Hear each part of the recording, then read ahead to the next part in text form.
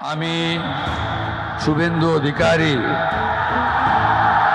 ঈশ্বরের নামে শপথ করিতেছি যে ভারতের সার্বভৌমত্ব ও অখণ্ডতা রক্ষা করিব।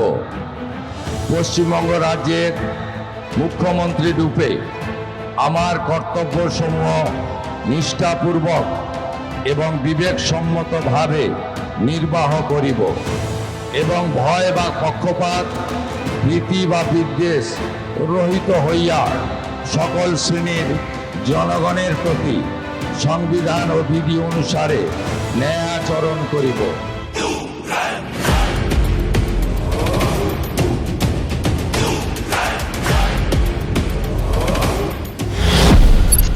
ದೀದಿ ದಾದಾಗಳಿಗೆ ಸಿಂಹ ಸ್ವಪ್ನ, ಗುರುವಿಗೆ ತಿರುಗೇಟು ಕೊಟ್ಟ ಶಿಷ್ಯ.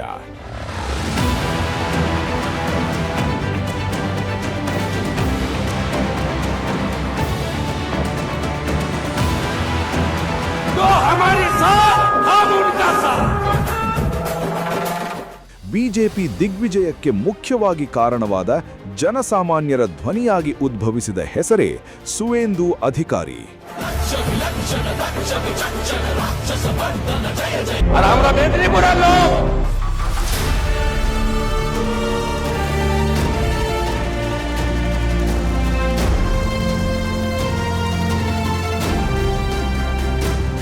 Suvendu giant killer. ಈ ಬಾರಿಯೂ ಸೇರಿದಂತೆ ಎರಡೆರಡು ಬಾರಿ ಮುಖ್ಯಮಂತ್ರಿ ಮಮತಾ ಬ್ಯಾನರ್ಜಿ ಅವರನ್ನು ಸೋಲಿಸಿದ್ದು ಇವರ ಹೆಗ್ಗಳಿಕೆ. ಈ ಬಾರಿಯಂತೂ ಅವರು ಭವಾನಿಪುರದಲ್ಲಿ ಬೀದಿಗಿಳಿದು ಟಿಎಂಸಿ ಗೂಂಡಾಗಳನ್ನು ಎದುರಿಸಿದ್ದರು.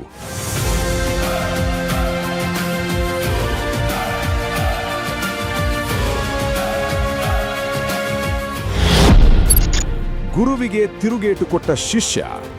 ಒಂದು ಕಾಲದಲ್ಲಿ ಮಮತಾ ಬ್ಯಾನರ್ಜಿಯವರ ಬಲಗೈ ಬಂಟನಾಗಿದ್ದ ಈ ನಾಯಕ ಇಂದು ಬಿಜೆಪಿಯ ಪ್ರಬಲ ಮುಖವಾಗಿ ಬೆಳೆದು ನಿಂತಿದ್ದಾರೆ.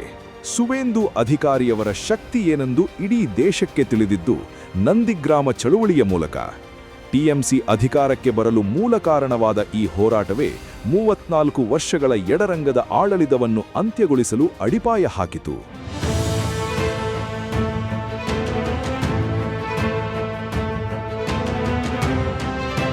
2011ರಲ್ಲಿ ಟಿಎಂಸಿ ಅಧಿಕಾರಕ್ಕೆ ಬಂದ ನಂತರ ಸುವೇಂದು ಕೇವಲ ನಾಯಕನಾಗಿ ಉಳಿಯಲಿಲ್ಲ, ಬದಲಾಗಿ ಸಂಘಟನಾ ಚತುರನಾಗಿ ಬೆಳೆದರು. ಪೂರ್ವ ಮಿಡ್ನಾಂಪುರ ಜಿಲ್ಲೆಯಲ್ಲಿ ಇಡೀ ಅಧಿಕಾರಿ ಕುಟುಂಬದ ಅಧಿಪತ್ಯವಿತ್ತು. ಸಾರಿಗೆ ಸಚಿವರಾಗಿ, ಪರಿಸರ ಸಚಿವರಾಗಿ ಅವರು ಪಕ್ಷದೊಳಗೆ ಮಮತಾನಂತರದ ಪ್ರಭಾವಿ ನಾಯಕರಾಗಿ ಹೊರಹೊಮ್ಮಿದರು. ಟಿಎಂಸಿ ಬಿಟ್ಟಿದ್ಯಾಕೆ ಅಧಿಕಾರಿ? 2019ರ ನಂತರ ಕಥೆ ಬದಲಾಯಿತು. ಟಿಎಂಸಿಯಲ್ಲಿ ಅಭಿಷೇಕ್ ಬ್ಯಾನರ್ಜಿಯ ಹಸ್ತಕ್ಷೇಪ ಹೆಚ್ಚಾದಂತೆ ಸುವೇಂದು ಅಸಮಾಧಾನಗೊಂಡರು. ನನ್ನ ಶ್ರಮಕ್ಕೆ ಬೆಲೆಯಿಲ್ಲ ಎಂದು ಅರಿತ ಸುವೇಂದು 2020ರ ಕೊನೆಯಲ್ಲಿ ಟಿಎಂಸಿಗೆ ಗುಡ್ ಬೈ ಹೇಳಿ ಬಿಜೆಪಿಯ ಕೇಸರಿ ಧ್ವಜ ಹಿಡಿದರು. ಅಂದಿನಿಂದ ಆ ಧ್ವಜವನ್ನ ಕೈಯಲ್ಲಿ ಹಿಡಿದು ಇಂದು ಬಂಗಾಳದಲ್ಲಿ ಎಲ್ಲಾ ಕಡೆಯೂ ಅದು ರಾರಾರಿಸುವಂತೆ ಮಾಡಿದ್ದಾರೆ. ಇದು ಬಂಗಾಳ ರಾಜಕೀಯದಲ್ಲಿ ದೊಡ್ಡ ಭೂಕಂಪವನ್ನೇ ಸೃಷ್ಟಿಸಿದೆ.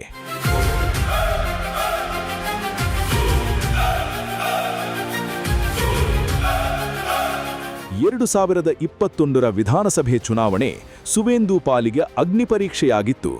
ಸ್ವತಃ ಮಮತಾ ಬ್ಯಾನರ್ಜಿಯೇ ನಂದಿಗ್ರಾಮಕ್ಕೆ ದಾಂಗುಡಿ ಇಟ್ಟರೂ ಸುವೇಂದು ವಿರುದ್ಧ ಸ್ಪರ್ಧಿಸಿದರು. ಇಡೀ ದೇಶದ ಕಣ್ಗೂ ಈ ಕ್ಷೇತ್ರದ ಮೇಲಿತ್ತು.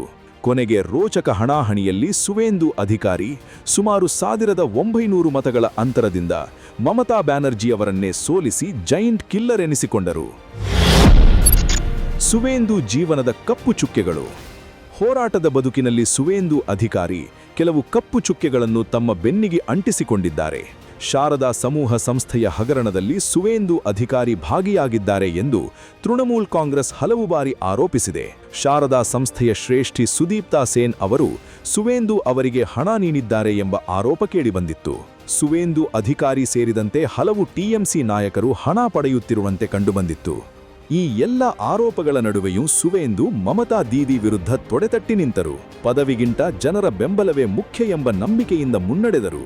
ಶಾಸಕಾಂಗ ಪಕ್ಷದ ನಾಯಕನಾಡಿ ಪಕ್ಷವನ್ನು ಮುನ್ನಡೆಸಿದರು. ಜನರೂ ಕೂಡ ಅವರಿಗೆ ಬೆಂಬಲ ನೀಡಿದ್ದಾರೆ. ದೀದಿಯ ಅಂಗಳದಲ್ಲಿ ಆಡಿ ಬೆಳೆದು ಅನ್ಯಾಯ ಸಹಿಸದೆ ಗುರುವಿಗೆ ತಿರುಮಂತ್ರವಾಗಿ ಇಂದು ಮಮತಾ ಬ್ಯಾನರ್ಜಿ ಗೂಂಡಾ ರಾಜ್ಯವನ್ನು ಅಂತ್ಯ ಮಾಡುವಲ್ಲಿ ಯಶಸ್ವಿಯಾಗಿದ್ದಾರೆ.